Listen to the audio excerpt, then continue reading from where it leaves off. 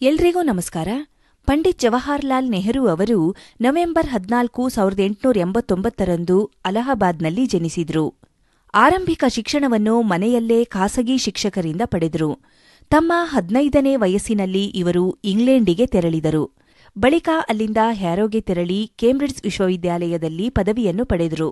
ನಂತರ 1912ರಲ್ಲಿ ಭಾರತಕ್ಕೆ ಮರಳಿ ನೇರವಾಗಿ ರಾಜಕೀಯದಲ್ಲಿ ಸಕ್ರಿಯರಾದರು. ಇವರನ್ನು ಚಾಚಾ ನೆಹರು ಎಂದೇ ಕರೆಯಲಾಗುತ್ತದೆ.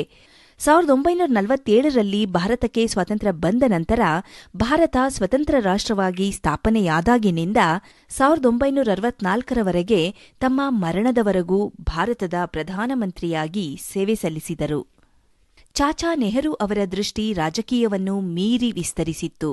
ಅವರು ಶಿಕ್ಷಣ ಮತ್ತು ವೈಜ್ಞಾನಿಕ ಪ್ರಗತಿಗೆ ಶ್ರಮಿಸಿದ್ದರು. ರಾಷ್ಟ್ರದ ಪ್ರಗತಿಯು ಯುವಕರ ಸಬಲೀಕರಣದ ಮೇಲೆ ಅವಲಂಬಿತವಾಗಿರುತ್ತದೆ ಎಂದು ಅವರು ಅರ್ಥಮಾಡಿಕೊಂಡಿದ್ದರು. ಅದಕ್ಕಾಗಿಯೇ ಅವರು ಶಿಕ್ಷಣ ವ್ಯವಸ್ಥೆ ಸುಧಾರಿಸಲು ಮತ್ತು ಹೊಸತನವನ್ನು ಬೆಳೆಸುವ ಉಪಕ್ರಮಗಳನ್ನು ಸಮರ್ಥಿಸಿದರು. ಯುವ ಮನಸ್ಸುಗಳು ಭವಿಷ್ಯದ ಕೀಲಿಯನ್ನು ಹಿಡಿದಿಟ್ಟುಕೊಳ್ಳುತ್ತವೆ ಎಂದು ಅವರು ನಂಬಿದ್ದರು.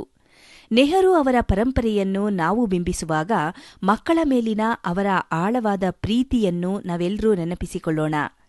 ಮಕ್ಕಳ ಕನಸುಗಳನ್ನು ಪೋಷಿಸಿ ಅವರ ಸೃಜನಶೀಲತೆಯನ್ನು ಪ್ರೋತ್ಸಾಹಿಸುತ್ತಿದ್ದರು.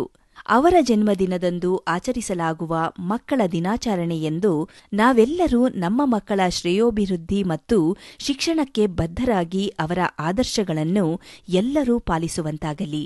ಚಾಚಾ ಜವಾಹರಲಾಲ್ ನೆಹರು ಅವರು ಕೇವಲ ನಾಯಕರಲ್ಲ, ಎಲ್ಲರಿಗೂ ಸ್ಫೂರ್ತಿ ನೀಡಿದಂತಹ ದಾರ್ಶನಿಕರಾಗಿದ್ರು. ಮಕ್ಕಳ ಪ್ರತಿ ಅವರು ಕಂಡ ಕನಸು ನನಸಾಗಲಿ, ಶಾಂತಿ, ಪ್ರಗತಿ ಮತ್ತು ಏಕತೆಯ ಮೌಲ್ಯಗಳನ್ನು ಎಲ್ಲರೂ ಪಾಲಿಸುವಂತಾಗಲಿ. ಧನ್ಯವಾದಗಳು.